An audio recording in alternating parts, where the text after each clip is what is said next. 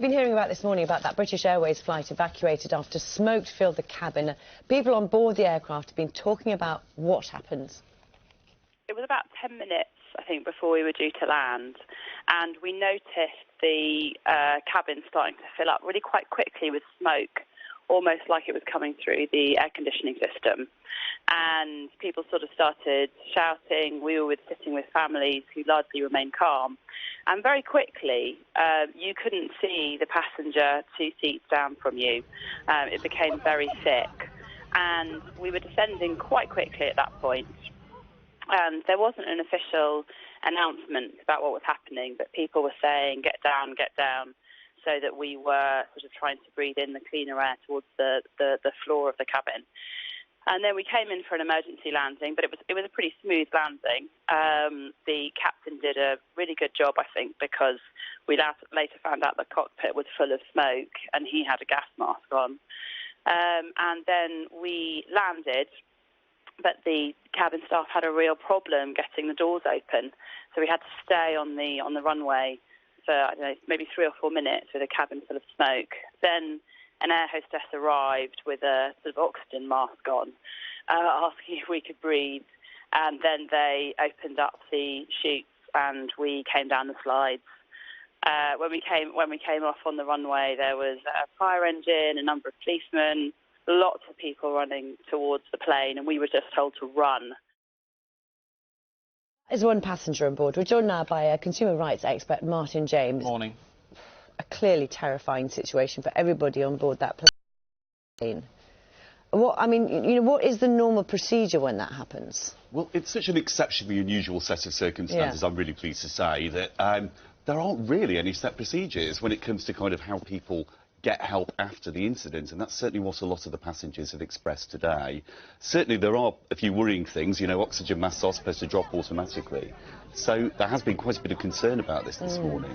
But a lot of the passengers have expressed kind of feeling a little bit bereft because, once you've gone through that, what happens next and where's the aftercare? So many of them may be wanting things like an alternative way of getting home.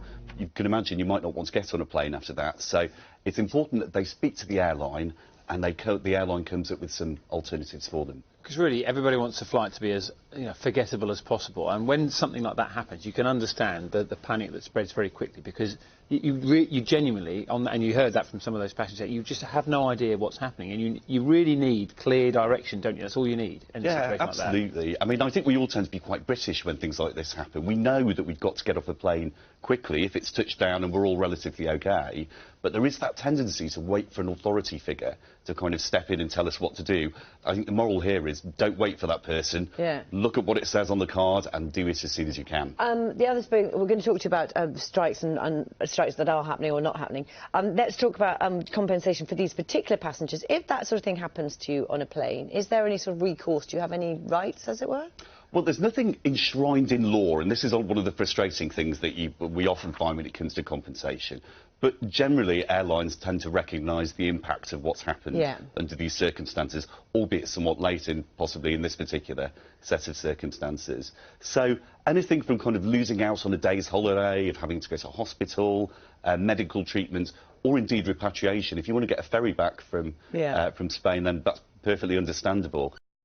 Speak to the airline and just explain what it is and the impact of what you're looking for, and we'd expect them to sort that out. Yeah, and BA have said, they talked about that flight, saying they experienced a technical issue on landing into Valencia, and the normal stuff you would expect. The safety of our customers and crew is always the highest priority. Should they be doing anything now? Obviously investigating exactly what's gone wrong. Well, certainly behind the scenes, there's going to be a lot of questions asked about precisely what's happened there, because flying is really still the safest way to travel, but I think a lot of people are going to need a bit of reassurance. It only takes one incident for us to all get a little bit nervy. Let's also talk about other things that have been going on. Strike action called off at Heathrow, and there are other strikes planned. So for people, and lots of flights have been affected, haven't they? So what rights have people got with the strikes that were called off? Well, certainly it's not been a great week for aviation, it has to be said, and I think a lot of people who might have flights booked coming up, because there's a BA strike on the horizon. The Heathrow strikes have been delayed until 23rd and 24th. There's still another batch there. So you do have some rights when it comes to strike action, but it's worthwhile bearing in mind that it's only if the airline is responsible for the strike. So it's only if the airline's own staff are the ones who are actually striking, then you're entitled to EU compensation, and that can be quite considerable. But if it's something like Heathrow, unfortunately it's the ground staff there who've been striking, then it's really only the airline's responsibility to get you onto another flight as soon as possible. Now, my inbox has been heaving this morning from people who've panic-booked other flights with other airlines. Thinking that'll be covered. Absolutely, and unfortunately it's not. It's worthwhile bearing in mind that if you are really worried about getting to your destination, then it makes sense to speak to the airline you'll book with first before you go away and book. You can understand, I mean, airports can be stressful places at the best of times, can't they? But when you're there and you don't know whether you're going to be able to travel or not, and then people have saved up the whole year to go on a holiday, it's a really frustrating time of year for lots of people, isn't it? Yeah, absolutely. No one is a fan of airports. Literally, my heart sinks at the mere thought of it. But there are a couple of things to bear in mind. You know, if you are going to book flights, I tend to say to people, book a morning flight or book something in the early afternoon, because then if you get caught out by the knock-on effects of flight delays or the other things that can usually happen, it's easier to rebook and you'll probably get there quicker. That is a very good point to bear in mind. Martyn James, thank you very much indeed. If you're a fan of airports, do get in touch. Lots of you experiencing them at the moment. Thank you very much for that.